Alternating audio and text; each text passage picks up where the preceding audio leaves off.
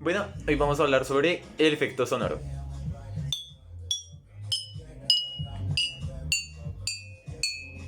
Ok, el efecto sonoro se debe a dos cosas. Primero, a la vibración que se genera en un tubo cerrado, o dos, que se pueden generar sobre un tubo abierto o sobre una lámina.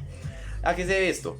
Cuando un medio es afectado por diferentes vibraciones, este va a generar un sonido, dependiendo según la forma del sonido y la forma obviamente del golpe, porque digámoslo, con una cuchara puede variar según el nivel de intensidad o la forma que se golpee, si es con el mango o si es con la parte metálica.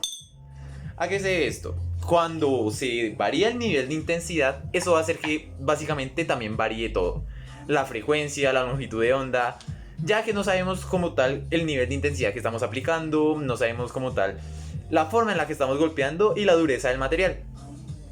Pero cuando se hace soplando se puede distinguir de forma perfecta. Este es un do, re, mi,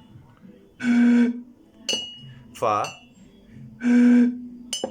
sol, la, si y do. Pero este es un do sostenido, ya que, digámoslo así, aumenta la frecuencia según la cantidad de líquido que tengan las botellas. ¿Cómo se puede medir la frecuencia que tiene la botella? Digámoslo, en este caso las botellas miden 21 centímetros. Digamos, en el primer caso es un do menor. Y lo que va a hacer es, al tener tan poco líquido, va a sonar aún más grave.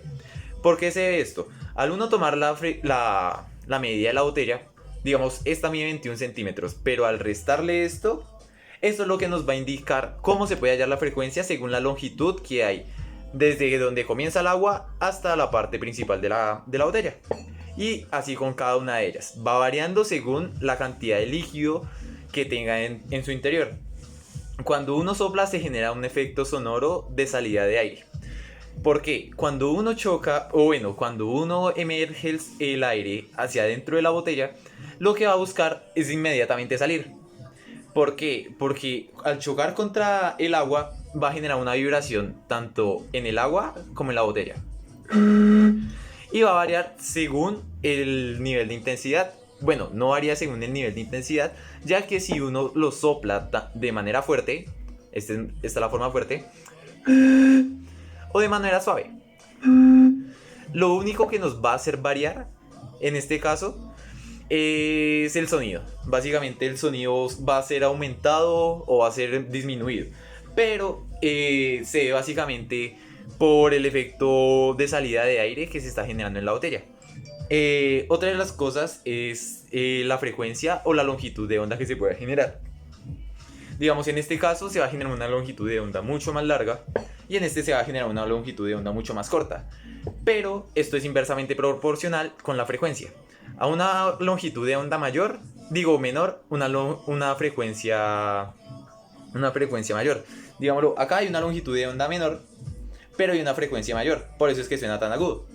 En este se genera lo contrario, tiene una longitud de onda mayor, pero tiene una longitud menor. A eso se deben los sonidos graves. Y básicamente lo que se está generando con ese experimento es generar como un efecto Doppler, se puede decir así. Porque digámoslo, yo estoy a 50 centímetros del celular, las botellas están a unos 30 o 40 centímetros del celular. Y puede generarse diferentes cambios según la intensidad. Digámoslo, si es con el golpe, allá lo pueden estar escuchando mucho más agudo, pero acá lo voy a estar escuchando mucho más agudo, por lo que yo estoy más cerca de las botellas. Y también se puede generar un cambio se puede generar un cambio en la velocidad según la temperatura que se esté manejando. Digamos, en este momento estamos aproximadamente a unos 24, 25 grados. Eso va a hacer que básicamente se escuche con mucha más velocidad o que lo pueda recibir con mayor velocidad yo.